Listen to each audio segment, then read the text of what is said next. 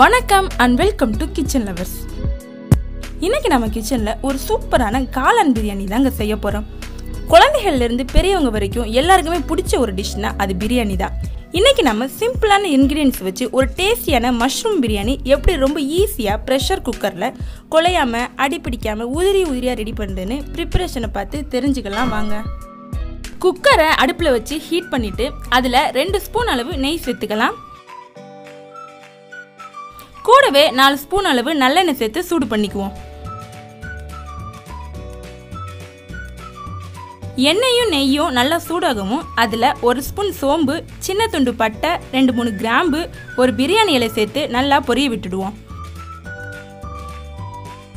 நல்லா பொரியவும் இதில் 3 medium size வெங்காயத்தை கட் பண்ணி சேர்த்துக்குவோம்.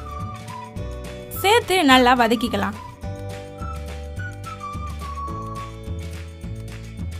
வெங்காயம் வதங்கவும் அடுத்து நம்ம இஞ்சி பூண்டு பேஸ்ட் சேர்த்துக்கலாம். 2 ஸ்பூன் அளவு இஞ்சி பூண்டு பேஸ்ட் சேர்த்துக்குவோம். இது நல்லா பச்சை வாசம் போற வரைக்கும் வதக்கிக்குவோம்.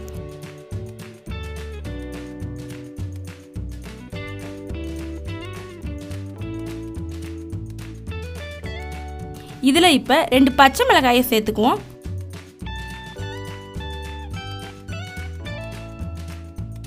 சேர்த்து வதக்கிட்டு நல்லா பழுத்த தக்காளியா 3 தக்காளியை சின்னதாக கட் பண்ணி வச்சிருக்கேன். இப்போ அதை உள்ள சேர்த்து வதக்கிக்கலாம்.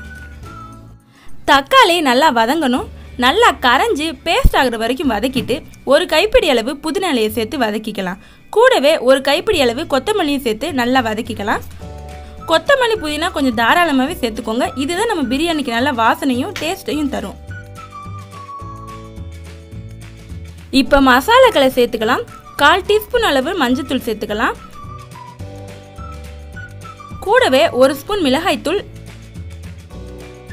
2 ஸ்பூன் கரம் மசாலா, 1/2 ஸ்பூன் மல்லித்தூள் சேர்த்து எல்லாத்தையும் நல்லா மிக்ஸ் பண்ணிக்கலாம்.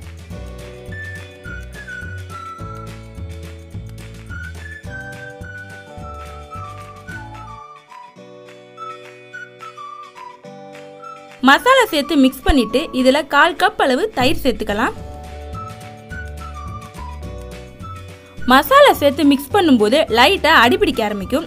நம்ம இப்ப தயிர் சேர்த்து மிக்ஸ் பண்றதால அடிப்பிடிக்காம இருக்கும். அதுக்காக தான் நம்ம இப்ப தயிர் சேர்த்துக்கிறோம். நல்லா மிக்ஸ் பண்ணிட்டு இப்ப தேவையான அளவு உப்பு சேர்த்துக்கலாம். அரிசிக்கும் காளானுக்கு சேர்த்து இப்பவே உப்பு போட்டுக்கலாம். உப்பு போட்டு மிக்ஸ் பண்ணிட்டு ஒரு 2 நிமிஷத்துக்கு அப்படியே விட்டுடலாம். எண்ணெய் பிரிஞ்சு வரவும் நம்ம காளானை சேர்த்துடுவோம். எண்ணெய் பிரிஞ்சு வந்துருச்சு. இப்போ இதில் 200 கிராம் அளவு காளானை க்ளீன் பண்ணி சேர்த்துக்கலாம். காளான் பெரிய பீஸாக இருந்தால் 2ஆக கட் பண்ணிக்கோங்க. சின்ன பீஸாக இருந்தால் கட் பண்ண வேண்டாம், அப்படியே சேர்த்துக்கலாம். ஏன்னா காளான் வேகும் போது சின்னதாக சுருங்கிடும். ஸோ பெரிய பீஸாக இருந்தால் தான் சாப்பிட்றதுக்கு கரெக்டாக இருக்கும். நல்லா மிக்ஸ் பண்ணி விட்டாச்சு. இப்போ இதை மூடி வச்சு ஒரு 5 நிமிஷத்துக்கு அப்படியே விட்டுடலாம். அப்பதான் காளான்ல இருந்து தண்ணி பிரிஞ்சு வரும். விசில் போடாம லாக் போடாம சும்மா மூடி மாதிரி மட்டும் வச்சுக்கலாம்.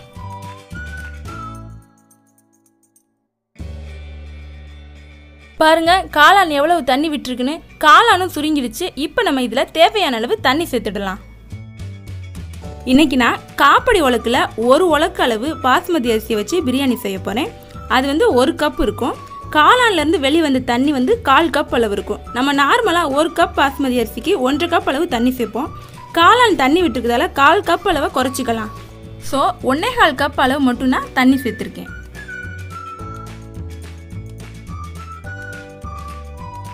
சேர்த்து நல்லா மிக்ஸ் பண்ணி விட்டுட்டு உப்பு பார்த்துட்டு தேவையான உப்பு சேர்த்துக்கோங்க. இப்போ இது கொதிக்கவும் நம்ம அரிசியை சேர்த்துக்கலாம்.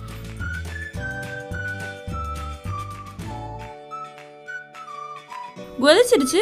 1 கப் அளவு பாஸ்மதி அரிசியை ஒரு 1/4 மணி நேரத்துக்கு முன்னாடியே நான் ஊற வச்சு வச்சிருக்கேன். இப்போ அது சேர்த்துடலாம்.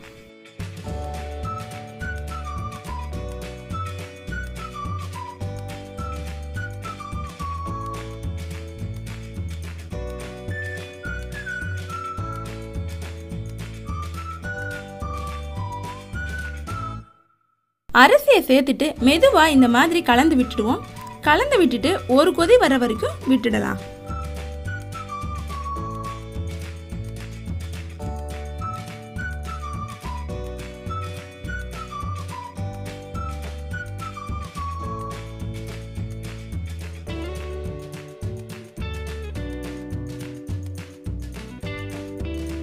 கொதி வரவும் மறுபடியும் மெதுவா இப்படி லைட்டா கிண்டி விட்டுட்டு மூடியை லாக் பண்ணிட்டு விசில் மாட்டி விட்டுடலாம்.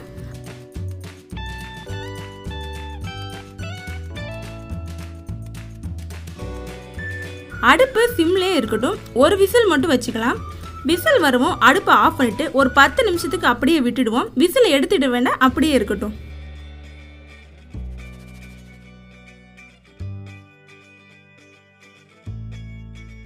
ப்ரெஷர் ரிலீஸ் ஆகி ரெடி ஆயிடுச்சு. இப்போ இதை நம்ம ஓப்பன் பண்ணி பார்த்துடலாம்.